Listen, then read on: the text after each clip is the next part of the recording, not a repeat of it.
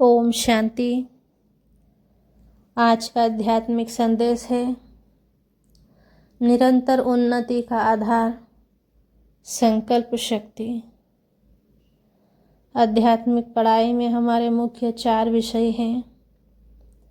पहला विषय ईश्वरीय ज्ञान, दूसरा सहज राजयोग, तीसरा दिव्य गुणों की धारणा और चौथा ईश्वरीय सेवा। इन चारों में निरंतर उन्नति का आधार हमारी संकल्प शक्ति ही है।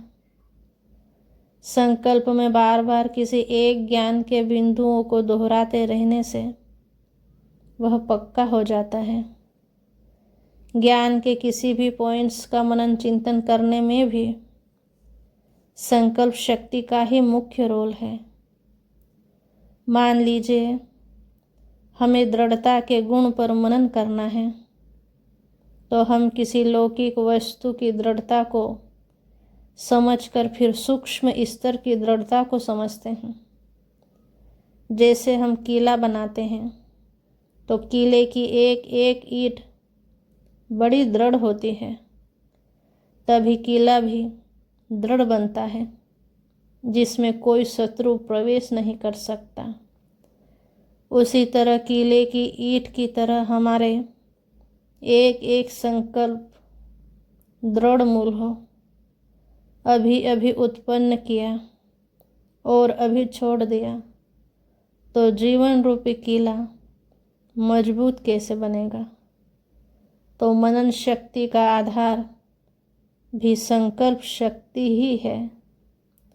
इसी प्रकार सहज राजयोग में भी हम परमात्मा पिता के स्वरूप, गुण, कर्तव्य आदि के ऊपर मन को एकाग्र करके बार बार संकल्प को दोहराते हैं।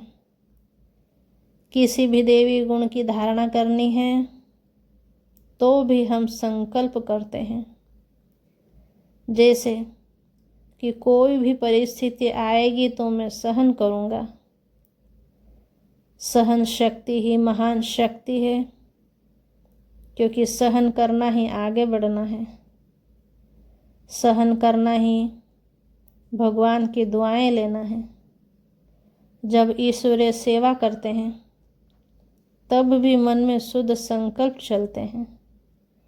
कई योजना बनाते हैं कि किसी व्यक्ति या समाज तक हम कैसे पहुँचेंगे और कौन कौन सी अच्छी बातें बताएंगे।